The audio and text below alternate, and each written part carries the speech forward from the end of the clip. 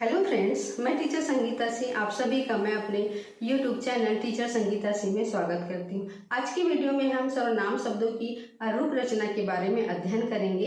तो कल की वीडियो में हमने सर्वनाम और सर्वनाम के भेद का अध्ययन किया था। सर्वनाम की परिभाषा में हमने जाना था कि संज्ञा के स्थान पर प्रयुक्त होने वाले शब्द को सर्वनाम कहते हैं। साथ ही हमने जो है वो सर्वनाम के 6 भेद का जो है वो अध्ययन किया था। और वो सर्वनाम के 6 भेद कौन कौन से होते हैं? पुरुषवाचक सर्वनाम, निश्चयवाचक सर्वनाम, अनिश्चयवाचक सर्वनाम, संबंध कारक सर्वनाम, प्रश्नवाचक सर्वनाम और निजवाचक सर्वनाम होते हैं। साथ ही पुरुषवाचक सर्वनाम के कितने भेद होते हैं? 3 भेद होते हैं। उत्तम पुरुषवाचक सर्वनाम, मध्यम पुरुषवाचक सर्वनाम और अन्य पुरुषवाचक सर्वनाम होते हैं। इन सभी का हम क्या कर चुके हैं? अध्ययन कर चुके हैं। आज की वीडियो में हम सर्वनाम शब्दों की रूप रचना के बारे में क्या करेंगे? अध्ययन करेंगे। और सर्वनाम शब्दों की रूप रचना के बारे में हमको अध्ययन करने की आवश्यकता क्यों पड़ी? क्योंकि हम बहुत सारे जो सर्वनाम होते हैं, जो 11 सर्वनाम होते हैं, उनके बारे में हमको तो जानकारी होती है, लेकिन इनके अलावा भी हम और क्या करते हैं? बहुत सारे जो सर्वनाम होते हैं उनका अपने आम बोलचाल के जीवन में हम क्या करते हैं? अध्ययन करते हैं। उनके बारे में जो हमको जो है जानकारी नहीं होती है, इसलिए इनका जो है वो अध्ययन करना बहुत ही ज़्यादा क्या होता है? आवश्यकता होती है। जैसे संज्ञा में क्या होता है? लिंग, वचन और कारक के अनुसार से क्या होता है? उसका जो है वो रूप परिवर्तन होता है। उसी प्रकार से सर्वनाम में भी जो है वो कारक और वचन की वजह से क्या होता है? परिवर्तन होता है। इसमें जो है लिंग की वजह से जो है परिवर्तन नहीं होता है। जैसे कि मान लीजिए मैं कहती हूँ कि वह गाता है और वह गाती है, तो यहाँ पे देखिए चाहे गाता है चाहे गाती है, तो वहाँ पे जो सर्वनाम शब्द है वह क्या हो रहा है? परिवर्तन नहीं हो रहा है। इसलिए सर्वनाम में कभी भी जो है वो लिंग की वजह से परिवर्तन नहीं होता है। तो चलिए देख लेते हैं कारक की वजह से जो है वो सर्वनाम में जो है किस प्रकार से जो है वो अपरिवर्तन होता है, उसको देख लेते हैं। यहाँ पे जो है व्हाइट बोर्ड में मैं जो पुरुषवाचक सर्वनाम है उनके जो तीनों भेद हैं, उत्तम पुरुषवाचक सर्वनाम, मध्यम पुरुषवाचक सर्वनाम और अन्य पुरुषवाचक सर्वनाम के रूप परिवर्तन का क्या करेंगे यहाँ पर जो है मैं लिखी हूँ। तो चलिए इसको देख लेते हैं किस प्रकार से जो इसका जो है रूप परिवर्तन होता है। तो सबसे पहले हम ये जान लेते हैं कि कारक जो है वो कौन कौन से होते हैं। तो कारक के भेद कितने होते हैं? कारक जो है वो 8 भेद होते हैं। इनका हम पहले भी अध्ययन कर चुके हैं, फिर भी इसको एक बार और देख लेते हैं। कारक कौन कौन से होते हैं? कर्ता कारक, कर्म कारक, करण कारक, संप्रदान कारक, अपादान कारक, संबंध कारक, अधिकरण कारक और संबोधन कारक होते हैं। साथ ही जो इन कारक को प्रकट करने के लिए जिन चिन्हों को अब लिखा जाता है उन्हें हम क्या कहते हैं? कारक चिन्ह कहते हैं। अविभक्ति चिन्ह या परसर्ग भी कहा जाता है। जैसे कारक का जो विभक्ति चिन्ह क्या होता है? ने होता है।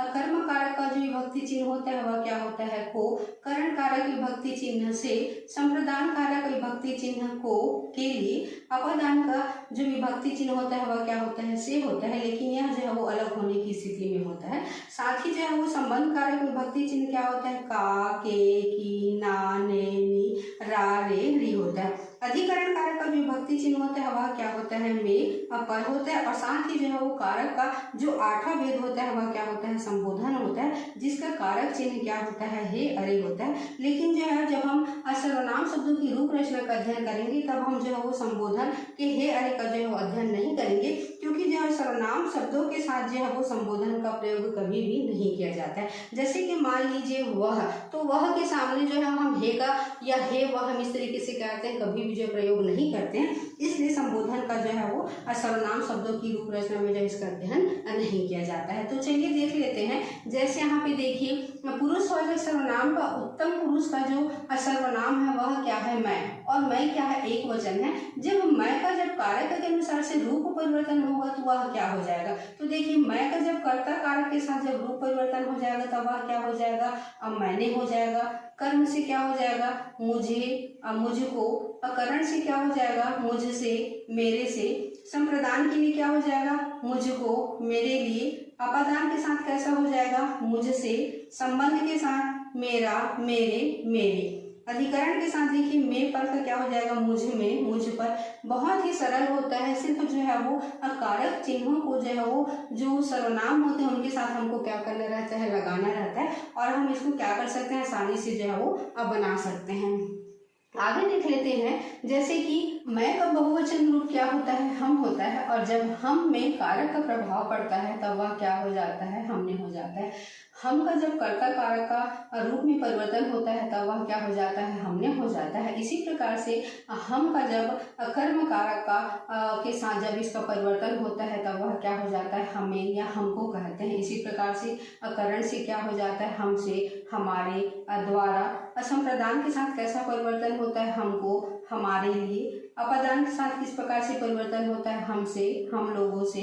संबंध के साथ जो है किस प्रकार से परिवर्तन होता है, हमारा, हमारे, हमारी। इसी प्रकार से अधिकरण के साथ जो परिवर्तन होता है उससे क्या हो जाता है, हम में, हम पर हो जाता है। इसी प्रकार से जैसे जो पुरुषवाचक सर्वनाम है, जो मध्यम पुरुष है या जो अन्य पुरुष है, उनका भी हम क्या कर सकते हैं, अध्ययन कर सकते हैं। तो यहाँ पे थोड़ी सी जो है ध्यान देने वाली बात है। किसको ध्यान देने वाली बात है, संबंध जो कारक, इसमें जो है ध्यान देने वाली बात है। यहाँ पे देखिए संबंध कारक का जो कारक चिन्ह होता है वह क्या होता है, का, के, की, ना, ने, नी, रा, रे, री। तो यहाँ पे देखिए एक वचन में मेरा, मेरे, मेरी और साथ ही हमारा, हमारे, हमारे, यह जो है वो रा, रे, री का प्रयोग कब किया जाता है, उत्तम पुरुष में जो है वो रा, रे, री का क्या किया जाता है, प्रयोग किया जाता है। साथ ही जैसे अब हम आगे देख लेते हैं, पुरुषवाचक सर्वनाम का मध्यम पुरुष का जो सर्वनाम है वह क्या है, तू, और तू क्या है, एक वचन है। जब इसका कारक के साथ परिवर्तन होता है तब यह क्या हो जाता है, कर्ता कारक के साथ जब इसका परिवर्तन हो जाएगा तो तूने हो जाएगा।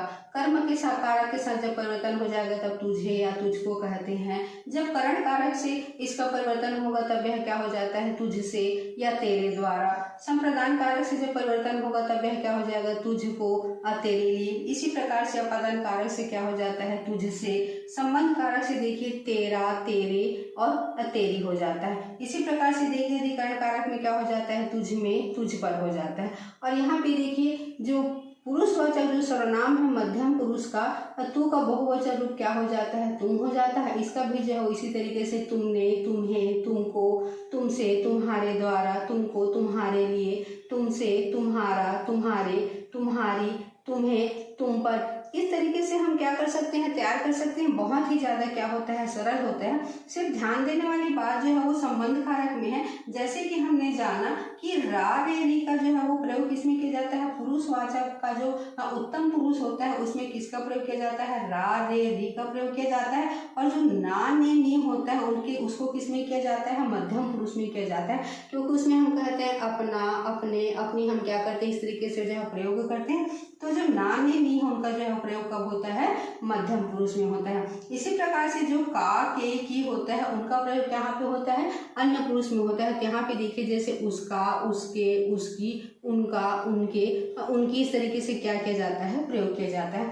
तो इस तरीके से जितने भी सर्वनाम है उनका जो है वो कारक के अनुसार से जो है वो शब्दों की जो रूप रचना है, सर्वनाम शब्दों की जो रूप रचना है उसका हम क्या कर सकते हैं, अध्ययन कर सकते हैं।